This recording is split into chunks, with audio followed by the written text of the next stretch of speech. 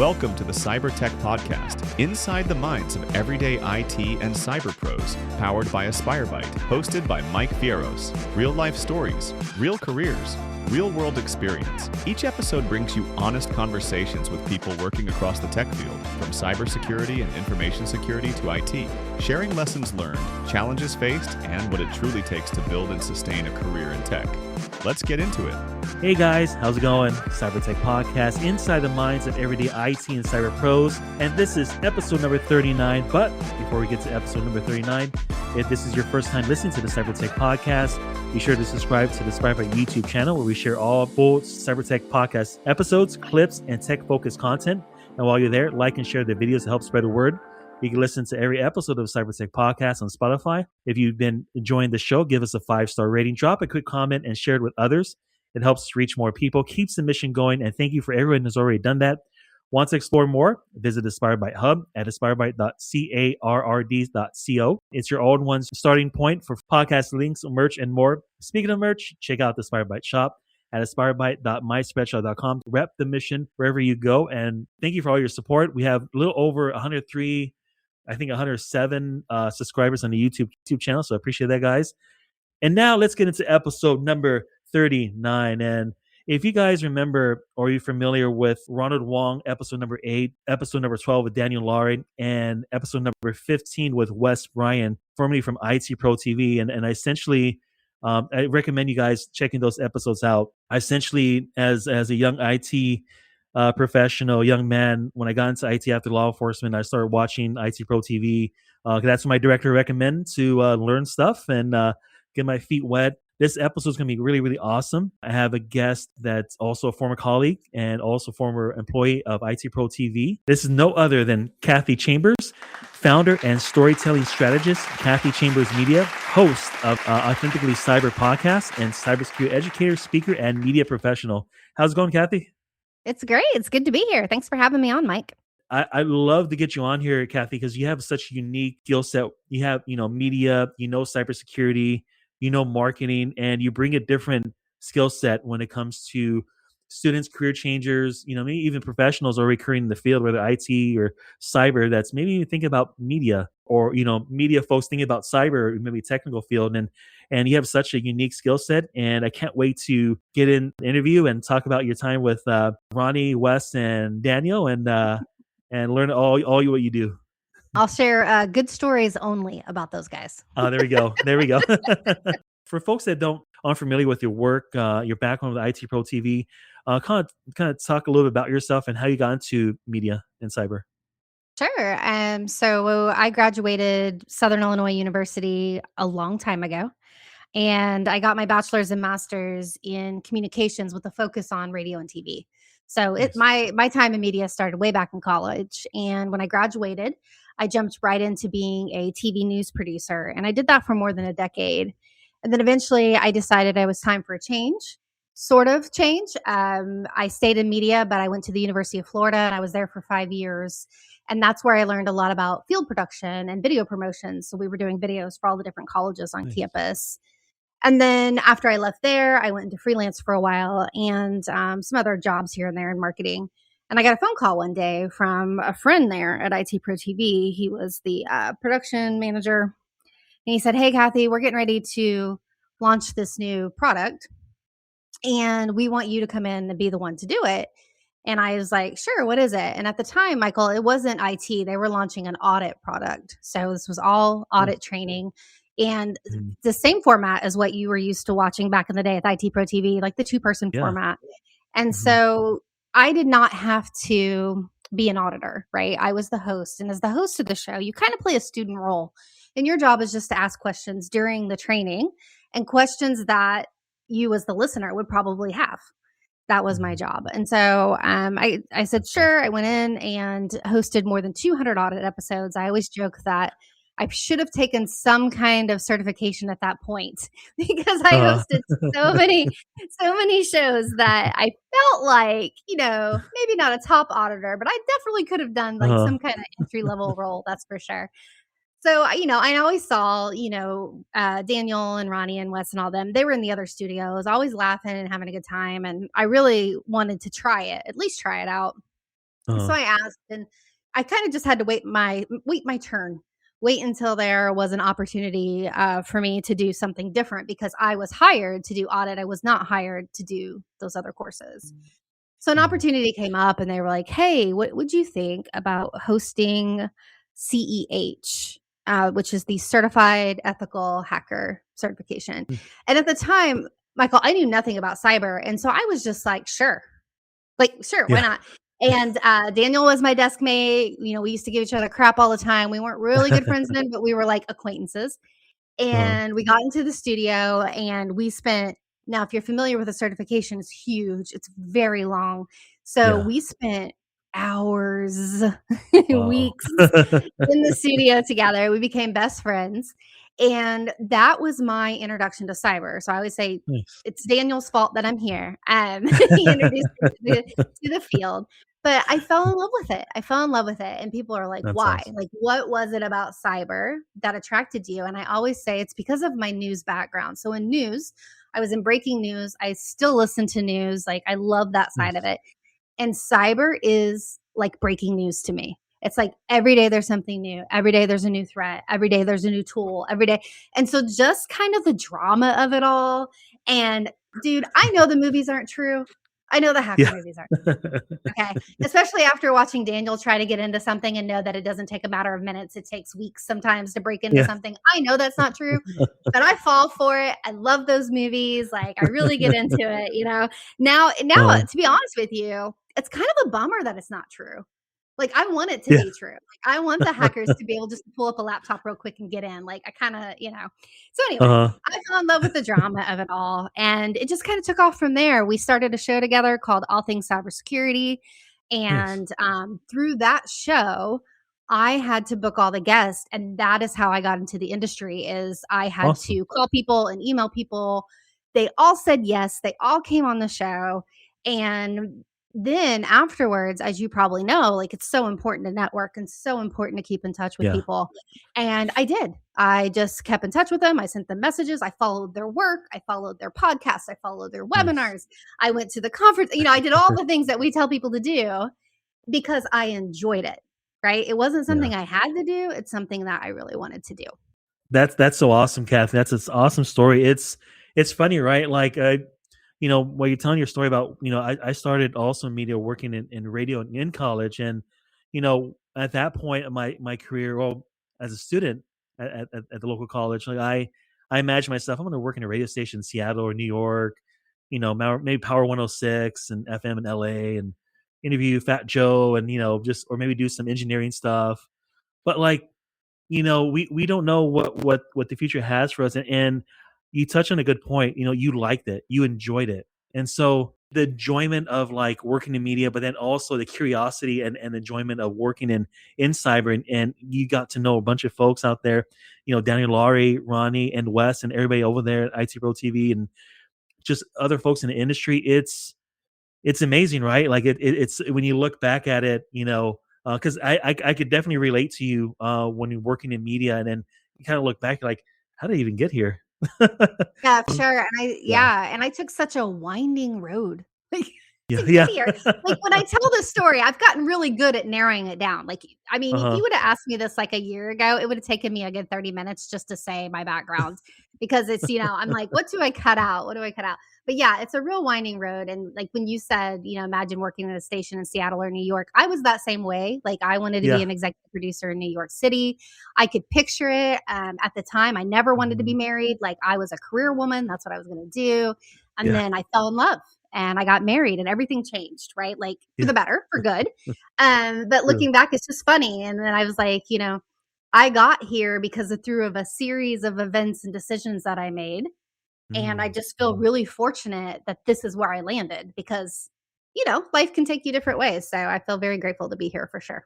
So after you got to know Daniel and Ronnie and Wes and the team over there, did you start? You started doing the cyber security, show podcast. What other projects did you do over there as far as like getting to know the industry, and then other media projects you did? Sure. Well, I became their boss. Awesome. Um, Nice. and I like to joke with Daniel that I'm still kind of his boss. Like I have a hard time, turning Uh-huh. that off. I always still tell him what to do. Yeah, so I became Ronnie became my boss, and I Awesome. became over we called them edutainers, as if you might be familiar, Oh, education that's right. entertainment. We called That's them right. edutainers. So I was, their manager for a while, which took me out of the loop of creating content. I still got to do the show, but I wasn't doing as much content. It became more of a project management job at that Nice. at that point. But Mhm. to, how I stayed current is I was still listening to cyber news every day, and I Mhm. was over the affiliate programs through marketing. And Jerry Ozier, Dr. Gerald Ozier, Oh, yeah. the founder of Simply Cyber Media Network, he was one of our affiliates at the time. And we met, we hit it off. We also became best friends. Nice. And so Simply Cyber was my first community, like my first introduction Awesome. to this is what it's like to be surrounded by a lot of people. So, because at ITProTV, it was more of a job at that point, right? Like I had to ask True. him to come on the show, but that was part of my job. But Simply Cyber was definitely my first community. It's a community I'm still in today. That's Absolutely awesome. love it. And I give them and Jerry a lot of props for helping me get to where I am today, because I think that they kept me in it. Mhm. There were several times where I could have thrown in the towel, right? Yeah. Because, life's not Yeah. perfect, right? So there were several True. times where I'm like, maybe this isn't for me. Maybe I need to try something else. But the community pulled me back in every time. And Mhm. I'm very fortunate that I have that for sure. How important is to be a part of that community, like with Simply Cyber community and others out there, to kind of be around folks, if you will, to keep you encouraged, and whether you're coming from media, cyber, IT, why is that really important? Well, anytime I think you need somebody in your corner, and it doesn't have to Mm. be a whole community. I always tell people, maybe if it's even just one person. Yeah. Like, you need somebody to talk to when times are rough. Like, when times are good, times are good. And maybe you don't need those people, but you do need them when times are bad. Like when Mm. you do get laid off, or then when you are transitioning in your Mhm. career, like you need that person there. So community is really important. And I say not just for the job, right? Like, you're part of the True. community, they could recommend you or whatever, but Mhm. literally the mental support, like literally just True. having people there. I have leaned on the Simply Cyber community a lot these past 9 months. So 9 months Nice. ago, I started my own company, Kathy Chambers Media. I saw that. And, Congrats. Yeah. yeah, thank you. Yeah. And Jerry Ozier was my first client. And then, I've been trying to build that, right? Well, Mhm. it's hard. It I don't know is. if you've It ever is. tried to start a business. Yeah, it I'm not is. It even gonna definitely is. lie. I'm not even gonna sugarcoat it. Things started off for me so strong. I would say like the first 6 months were just like, "Oh my gosh, this is where I'm supposed to be. This is awesome."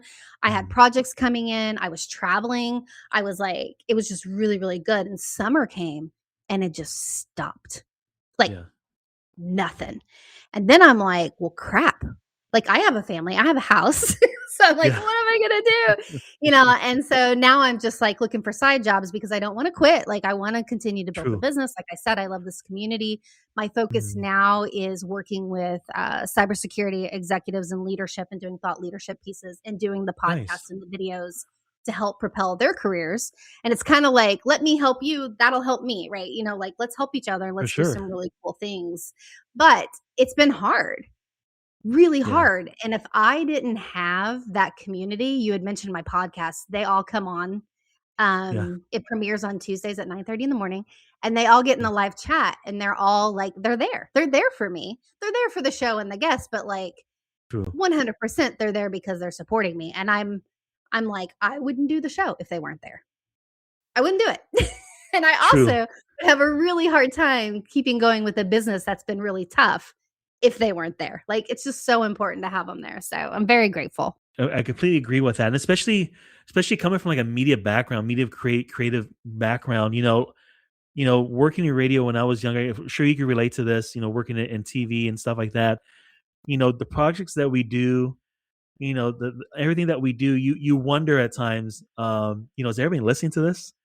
Is anybody like reading this? Like, just from a media aspect, we push the things that we think that are important for people. And when you have someone like Gerald Olger, Daniel Lowrie, InfoSec Pat, all these folks out there, to encourage you, that kind of reinforces and gives you a little bit a boost, if you will. And especially in having a media background, you want to, it feels good, for those of you that worked in media, it feels good to someone message you, or just, a good friend of yours just call you, hey man, I saw that project you did, you posted on LinkedIn, that looks really cool. Like, just even a word like that, it's obviously, a cartoon artist or someone that paints or opera singer is real different than someone that works in media, but it's kind of the same to extent where we use our creativity in that space to kind of push what we love. And it's such a reassurance and encouragement for those when people like it, reshare it, comment on it. I got a lot of encouragement from you, Kathy, when I was barely, because like I love working in media. I miss working in radio, to be quite honest. Like, I miss radio a lot, so I'm like, that's why I do this podcast. Is one of the reasons why. And when you comment on there and I saw your background, I was like, okay, no, she knows where I come from. And those that work in media can relate to that, when you do work and stuff, and reshares it, helps a lot. Kathy, for those students out there that may not be too technical but love media, can edit video, maybe to do some music recording or maybe some marketing stuff. How can they? What would you tell a student right now that wants to get into cyber but has that kind of media creative background? What would you tell them? Yeah, I would definitely look for the marketing jobs. So there are plenty of cyber companies that have marketing teams, and that Mhm. is where I would start. I was lucky because I knew somebody, right? And Yeah. that somebody called me and said, "Hey, will you, come host this show?" So I was very Mhm. fortunate there. But even if I wouldn't have got in that way, and I definitely would have got in through the marketing door. And some of the jobs that you have to start off are not the highest paying jobs. I was thinking when you said I True. miss being a radio, and I was thinking you wouldn't miss the Yeah, salary.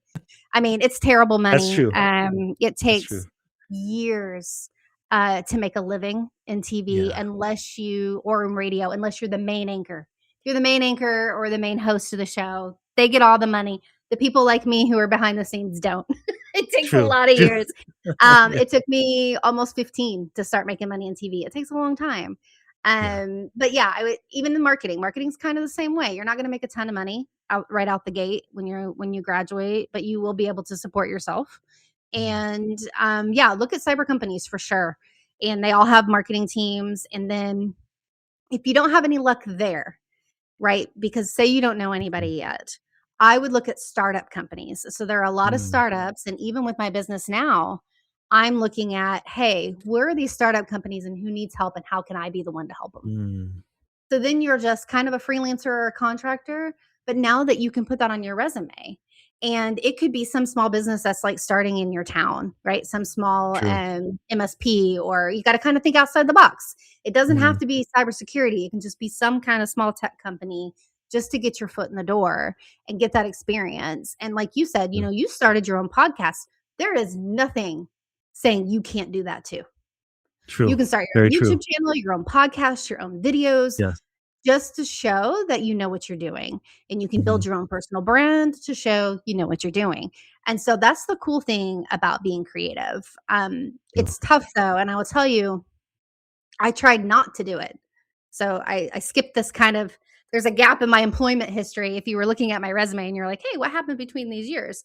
After IT Pro TV, I went to work for anti-siphon trading at Black Hills Information Security. Awesome.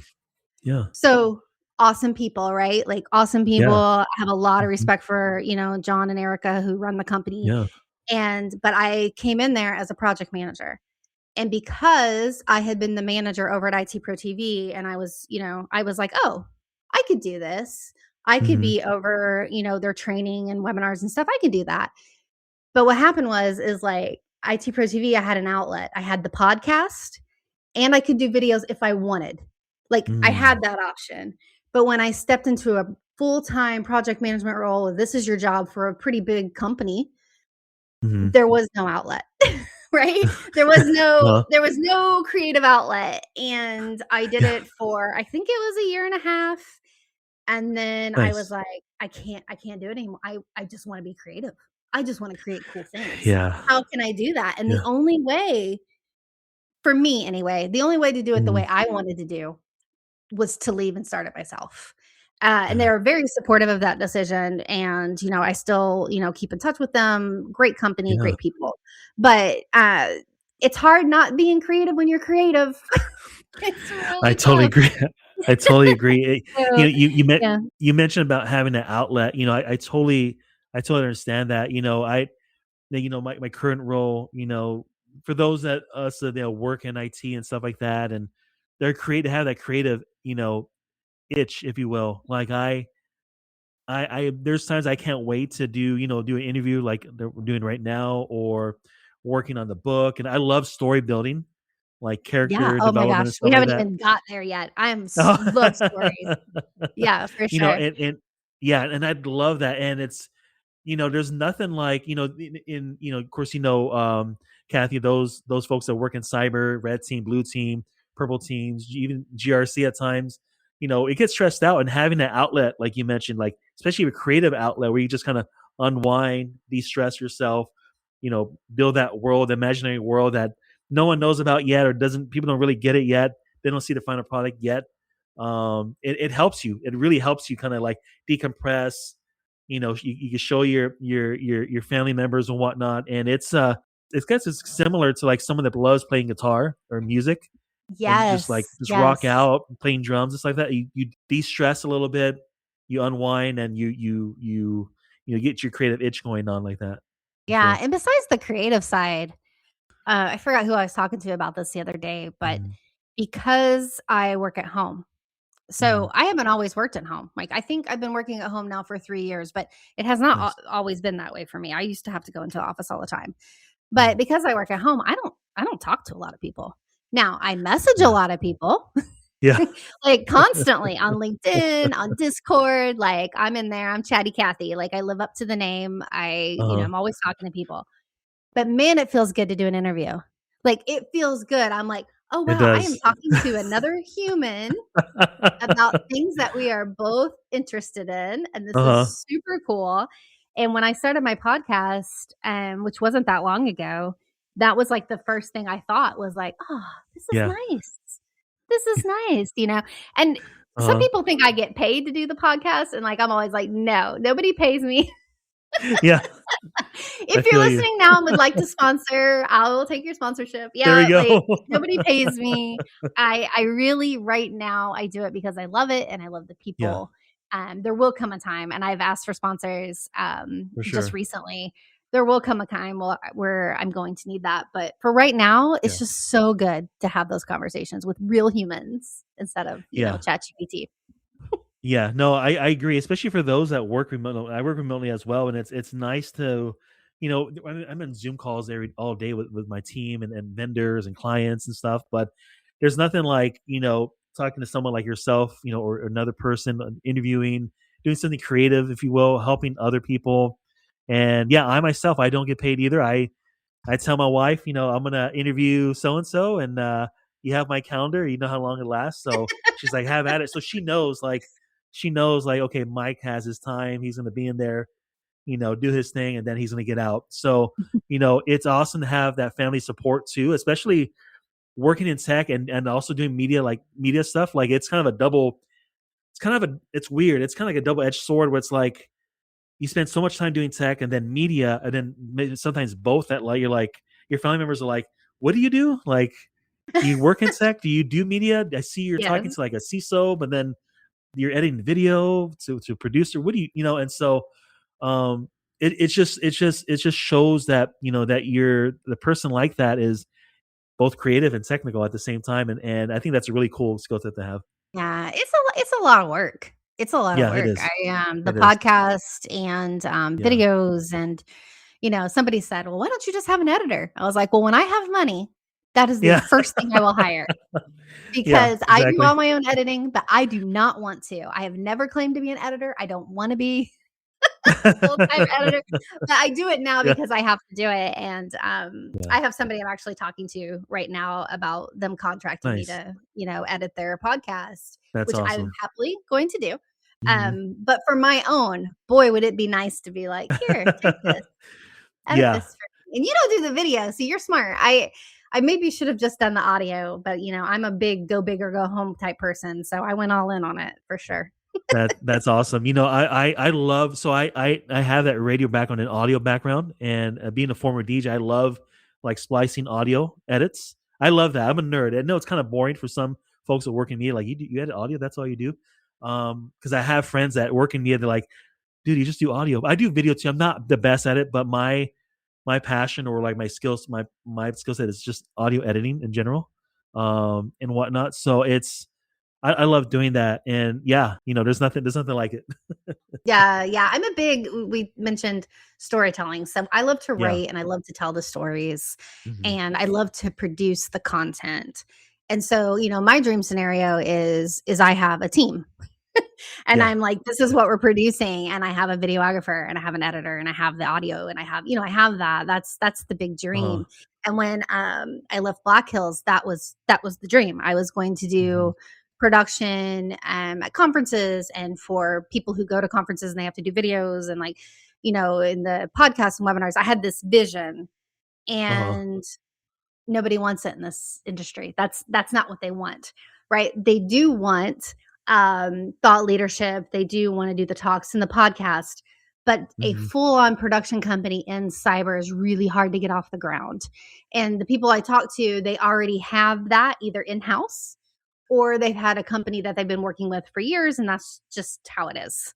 And so I had to make a True. major pivot like recently, probably like a month ago, and I had to really say like, how am I going to make this work and what do people need? Because just because I want to Mm. do it, Hmm. just because Yeah. I want to be a documentary, filmmaker doesn't mean True. that that's what the industry needs, right? Right now the That's industry true. needs thought leadership and they need content and they need articles and they need blogs and I love doing all that stuff. Hmm. But that wasn't the plan at first. So now, you have to pivot sometimes. We talk about That's life true. throwing you different things. I've made a huge Yeah. pivot and that's what I'm doing now and I really do enjoy it. But Nice. dude, I would not pass up a documentary. If somebody's like, "Would you be our documentary producer?" Oh. I would be like, "Heck yeah, let's go." The storytelling aspect of things like that. Like, if someone would hit me up one day, like I love like scratch DJing. If someone would tell me, Mike, can you help me document the history of scratch DJing with DJ Cuber, Mixmaster Mike in the West Coast? I'm telling my wife, you know what? I'm gonna take a break. Tell my boss, can I take a month vacation and let me go do the documentary and come back? I would love coming from the creative media side, I would love that. I would, Yes. yeah, just to meet Yeah, people, just to be documentaries part are of the that project. best. Yeah, Yeah, and I have, yeah, like if anybody with money is listening to this, I have so many good yeah. ideas, but all of my ideas cost money. I So feel you. I feel you on that. I feel you on that. seriously, the whole industry is a documentary. Like, the whole Yeah, industry. Like, there's just so many yeah. cool things, that I wanna do. But, hey, someday, I'm not counting it out yet. True. Someday, we'll see what happens. I'll bring you on my crew. You can be on my Oh, crew. I hey, hate if audio. I hate audio. You can do all oh, the audio. I don't mind. I don't mind. You give me a project, I'll help you with it, Kathy. And I only I'll hate it help you because with it's it. hard. It's hard, I feel to you. get the I have to be audio real right. patient. I get Yes, you lazy have to be sometimes. yeah, you have to be patient. It's very Yeah, hard. it is. You said something about just audio. There's no such thing. It's the most important thing. It's the Yeah, most important thing true, in movies, true, videos, podcasts. Like, it is the most important thing. for If you sure. were to be an audio engineer, you can make a lot of money because there aren't a lot of them. So Yeah, just throw that's that true. out there. If you needed a That's true. backup plan for life, that's That's what you could. true. True, true. Kathy, how is AI changing the way we create content, specifically for the cyber industry, the technology industry and whatnot? Sure. So I'll dive into what I've been doing. I finally made the switch and I've been using Claude. Mm. And it is an amazing project management system for content, right? Yeah, Like to build, put your prompts in, build your projects within there. I still hmm, don't think AI will ever be as good as a human when writing a story. I I agree. would never True, use it to write a story. It's true. great for writing marketing copy really fast because it's marketing copy. Like, I believe every marketing piece should be a story. But there are times if you say it airs Tuesday at 9:30, like you can't say much more than that, right? So it Uh-huh. has its place. So it has made that kind of content faster. It's also made just your thought process a little faster. Like, if True. you are in media or any kind of creative thing, that when you look at a graphic, you can't have, 100 words on the graphic. It's really hard to see. Yeah. But if you say like, how can I get my point across with less words, right? And so it's really good for project management, really good to get your thoughts out on that. But as far as like Mhm. video, so you're probably familiar with like the script where you can throw your podcast in there. It'll take Yeah. out your ums, it'll cut shorts for you. But to be honest with you, I dove into that because I was like, okay, well, I'm doing everything myself. How can this be faster, right? Mhm. So I got into Descript, I got into Riverside, I tested both, I ran Nice. everything through. It does okay for the podcast, but it takes out so much that you don't sound Mm. human, and I don't like that. Oh, So it yeah. takes out the pauses, it takes out the mhm, it takes, you know what I mean? And I'm like, "Okay, well, you can take out True. my ms." I'm annoyed that I do that all the time, right? But when you start taking out pauses and actual where we're having a conversation, and it Mhm. makes it sound like AI is having a conversation, I don't dig it. It Yeah. also has made, like, pulling shorts faster, but guess what? It won't pull the short that you want. It'll give you 15 shorts. Oh, Maybe wow. 2 of them are usable, because you're like, "That Uh, wasn't the main point," because it's AI. It doesn't know the main point. it It doesn't doesn't know. That's know. true. It doesn't know, Uh, like, and then somebody told me I was interviewing somebody for the show, and they said, "Well, why don't you build your own? Like, build your own, agent to say, like, pull this out." And I was like, "I ain't got time for that." But maybe yeah. sometime I will have time for that, and I'll sell it, and I'll make a ton of money, building Oh, there we agents on go. how Yeah. to pick out emotional sound bites. So we'll see. Yeah. You hit on the point about, having that human element, and I think that's something that, for folks that don't work in tech, that don't work in media, that don't work in any kind of technical aspect, they look at AI as like, oh my gosh, let's not use it. There's ways you can, we could 10x our things, especially, the stuff I do for GRC stuff and like that, like policy writing and stuff like that. You could definitely use it. Although, like I would say, doing GRC stuff with AI, sometimes it doesn't know HIPAA that well. So you have to look at it. Does it look good? Does it sound right? What's going on? You mentioned about being a robot. I actually edit all the audio. I don't use AI. I want to, but I'm just cautious that for that reason, I tend to um hmm hmm like a lot. Even when I worked in radio as a young man and whatnot. So it's just a tick, I guess. But I I want to keep it as human as possible instead of just a robot because like you said, it's a natural thing. People can relate to it, and that's such a great aspect for storytelling is being honest, natural, organic, and just human in nature. Yeah. Yeah, my whole podcast is the human side of cyber, so I can't imagine Nice. Uh-huh. taking that out, right? I laugh a Yeah. lot, and, even when the interview is really serious, I can't keep it serious, like, I have to Yeah. say something, and I was Uh-huh. like, AI would probably edit out, like, my laugh or, like, my pause or, like, the look I make sometimes, like, I can't hide Uh-huh. my feelings, and I'm like, "I don't Yeah. want it to take that out," like, that's what makes this show so True. good, like, I'm not gonna take it out, leaving it in. I agree. I Warning to agree. all I my agree. guests. Yeah. Yeah, for sure. No, I appreciate coming on the podcast, Kathy. You dropped a lot of gold nuggets for those that may be thinking about getting in media or even getting in cyber. What's one thing you want to kind of leave them from this episode to kind of push them to go into cyber, push them to go into media, and push them to kind of do what they need to do, if you will. Yeah, I would say a couple things. The world needs good storytellers. Always. True. Not just in cyber, just in every industry. So if that is your passion, stick with it Mm, because we need more of you. That's the first thing. true. The second thing is that this industry right now is super hard Yeah. and people are struggling to get their foot in the door and it's just been even for me, right? People don't have Mhm. the companies don't have the budget right now. It's just a kind of a weird time with AI coming in. But Yeah. I do think it'll even out. That's just the trends in the economy. I do think it'll even out. So my second message would be like, don't give up. Don't stop yet. Yeah. Now, I know that you have to pay your bills. I have to pay my bills.